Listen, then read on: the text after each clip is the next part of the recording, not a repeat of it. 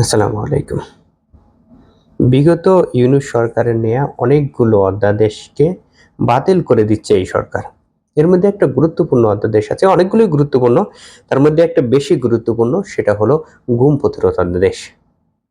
বিগত সরকারের সময় অসংখ্য গুম হয়েছে এবং যখন গুম নিয়ে আলোচনা হয়, সবার মনে প্রথম যে নামটি আসে সেটি হলো ইলিয়াস আলী।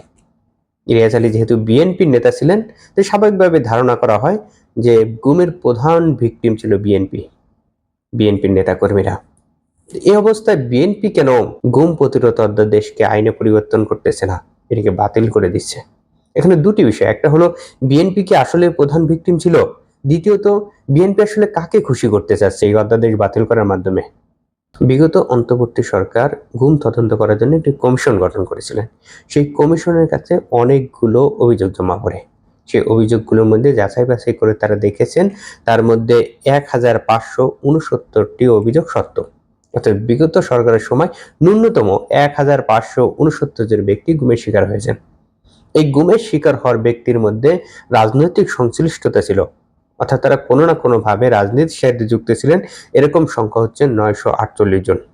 এই যে যাদের রাজনৈতিক সংশ্লিষ্টতা ছিল 948 জন, তার মধ্যে জামাত শিবিরের সাথে যুক্ত ছিলেন এরকম সংখ্যা হচ্ছে 712 জন, এবং বিএনপি এবং তার অঙ্গ সংগঠনের সাথে যুক্ত এরকম সংখ্যা হচ্ছে 205 জন। সংখ্যাটা খেয়াল করেন, জামাত শিবিরের সাথে যুক্ত সংখ্যা হচ্ছে 712 জন, বিএনপি এবং তার অঙ্গ সংগঠনের সাথে যুক্ত এরকম সংখ্যা হচ্ছে 205 জন। অর্থাৎ যাদের রাজনৈতিক সংশ্লিষ্টতা ছিল গুমের শিকার ব্যক্তিদের মধ্যে, তার মধ্যে 75% জামাত শিবিরের সাথে যুক্ত। অর্থাৎ রাজনৈতিক সংশ্লিষ্ট ব্যক্তি গুমের শিকার এরকম প্রতি 4 জনের 3 জনই জামাত শিবির।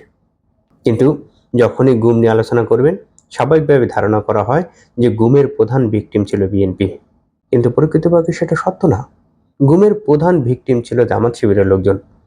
এরপরে জামাত শিবিরের লোকজনের গুম নিয়ে ব্যাপক আলোচনা ছিল না কেন? এর অন্যতম কারণ ছিল জামাত শিবিরের লোকজন গুমের শিকার হলেও সেগুলো মিডিয়াতে আলোচনা করতো না। তাদের পরিবার বা আত্মীয় স্বজন বক্তব্য দিলে সেগুলো প্রচার করা হতো না।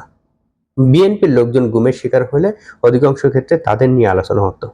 এর ফলে ধারণা হয়েছে যে গুমের প্রধান ভিকটিম ছিল বিএনপির লোকজন। এমনকি জামাত শিবিরের এত লোকজন গুমের শিকার হয়ে যায়, যার মধ্যে অনেকেই ফিরে আসেনি।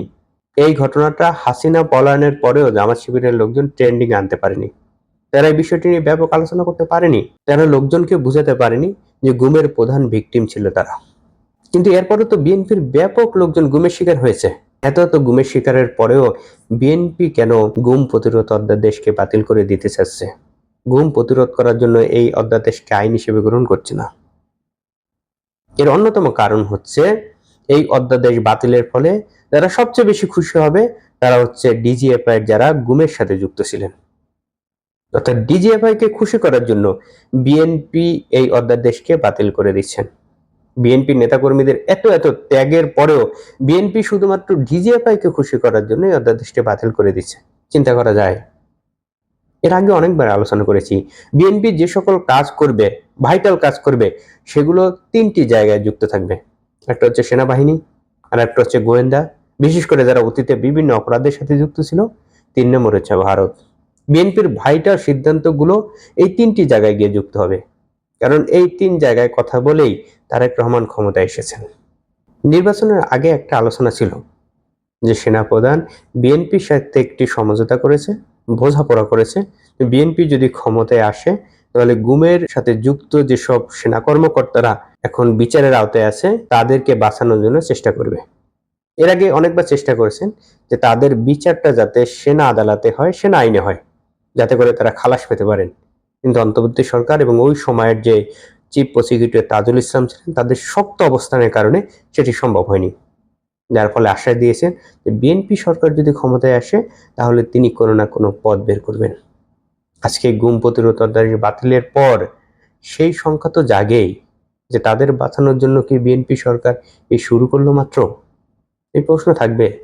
তবে বিএনপি ধীরে ধীরে যে গর্তের দিকে যাচ্ছে, যেই পথে হাঁটতেছে, এই পথ বিপদের পথ। বিএনপি তার তৃণমূল নেতাকর্মীদের এই মাত্র 1.5 মাসেই ভুলে গেছে।